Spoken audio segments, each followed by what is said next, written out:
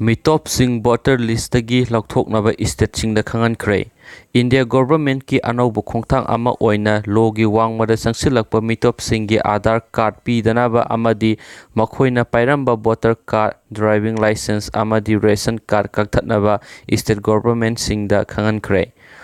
Home Affairs Ministry gi State Minister Sri Kishan Reddy na Lok Sabha da haiki Home Ministry na State Government sing da law na yadaba mawong da Aadhaar card amata pi danaba pauktak pikre. Sairak Home Minister Amit Shah na haiki Assam gi National Register of Citizenship NRC da khandok hauraba Hindu refugee singbu citizenship finaba bill ama NRC July 18 da final oina puthokpa matamda Bengali Hindu lakh kungo humdoi citizenship mangadaure haiba wafam ama Trinamool Congress ki member Direct O'Briena pukhatlakpagi pakhum oina Home Minister na wafam asi phongdokibani.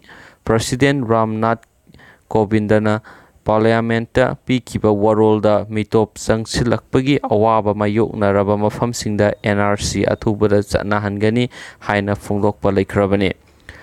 Register General of India na final NRC July 18 da phongba matamda March 15 1980 gi matungda Bangladesh tagi Assamda logi wangmada sanglakpa mitop sing khandokadauribini haina phongdokkhre.